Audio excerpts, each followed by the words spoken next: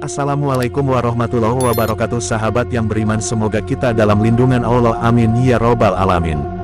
Sejarah pemberontakan PKI yang tak pernah lupa di benak masyarakat Indonesia pada tahun 1948 sampai tragedi tanggal 30 September pembunuhan 7 jenderal di Lubang Buaya. Kisah seorang ulama asal Madura Pamekasan yang membasmi PKI. Tonton sampai habis biar tidak salah dalam mengartikan sejarah ini, dan bila suka dengan sejarah ini tekan tombol subscribe dan bunyikan loncengnya biar tidak ketinggalan kisah dan sejarah dari Kodi Channel. Selamat menonton. Pemberontakan Partai Komunis Indonesia (PKI) merupakan peristiwa tragis bagi bangsa Indonesia. Banyak nyawa rakyat tak berdosa melayang, tetapi juga menjadi nokta hitam bagi demokrasi yang menjunjung nilai-nilai kemanusiaan. Di sini masyarakat Indonesia perlu mencatat perjuangan para kiai pesantren dan Nahdlatul Ulama (NU) dalam mencegah pergerakan PKI. Di antaranya adalah perjuangan Kiai Haji Zaini Munim, pendiri Pondok Pesantren Nurul Jadid Paiton, Probolinggo. Zaini Munim lahir tahun 1906 di Desa Galis, Pamekasan dari pasangan Kiai Haji Abdul Munim dan Nyai Hamidah. Sewaktu kecil, sang ayah memberinya nama Abdul Mukni. Namun setelah menunaikan ibadah haji, namanya diganti menjadi Zaini. Ia merupakan tokoh yang terlibat dalam pembasmian orang PKI wilayah Probolinggo.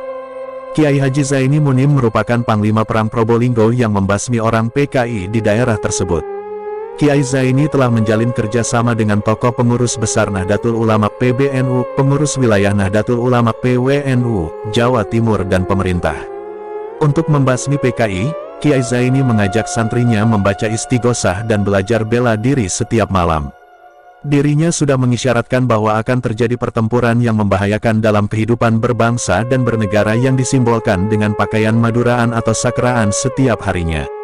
Pada tanggal 27 September tahun 1965, Kiai Zaini secara tiba-tiba melakukan konsolidasi kepada seluruh santri senior, tokoh NU dan masyarakat di Pondok Pesantren Nurul Jadid. Dirinya mengatakan, situasi dan kondisi semakin parah, oleh karena itu harus meningkatkan mujahadah kepada Allah dan harus siap siaga dalam menghadapi gerakan yang membahayakan kehidupan agama, negara dan bangsa ini. Situasi dan kondisi semakin parah. Oleh karena itu, mari kita tingkatkan mujahadah kepada Allah dan siap siaga menghadapi gerakan yang membahayakan agama dan bangsa ini, ujarnya.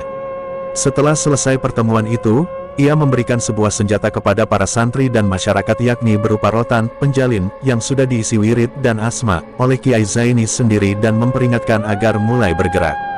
Mulai besok kita harus bergerak menumpas dan membasmi PKI, terangnya. Menurutnya, senjata rotan bisa membantu untuk melawan PKI, karena PKI juga memiliki ilmu kekebalan, artinya senjata rotan itu merupakan senjata yang dapat menghilangkan kekebalan. Jadi setelah dipukul dengan rotan mereka akan pingsan, setelah pingsan mereka dibunuh menggunakan senjata tajam. Pada tanggal 28 September tahun 1965 PBNU dan Presiden Soeharto belum memberikan perintah, namun Kiai Zaini telah memerintahkan Kiai Haji Badri Masduki untuk memimpin gerakan penumpasan PKI di daerah Keraksaan, dan Kiai Zaini yang memberikan petunjuk kepada masyarakat dan para santri yang terjun ke lapangan dengan dibekali senjata rotan.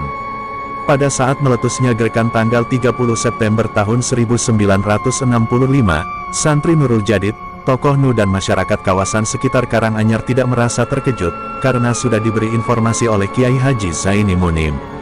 Jadi tidak heran jika Pondok Pesantren Nurul Jadid dijadikan penumpasan G30 SPKI di kawasan Probolinggo dan Keraksaan. Dalam memutuskan orang PKI yang layak dibunuh atau tidak, Kiai Zaini berpesan jika orang itu terlibat gerakan PKI namun masih melaksanakan sholat maka jangan dibunuh. Jadi PKI halal darahnya, akan tetapi harus menyelidiki terlebih dahulu apakah masih mau sholat atau tidak. Jika masih mau sholat jangan membunuhnya melainkan melindunginya, katanya. Berangkat dari prinsip tersebut, ketika anggota aksi penumpasan PKI menemukan kepala desa yang terlibat dalam PKI tetapi mau melaksanakan sholat, maka orang tersebut lolos dari ganyangan. Bila ada kesalahan saya mohon maaf sebesar-besarnya. Dari Kodi Channel. Assalamualaikum warahmatullahi wabarakatuh.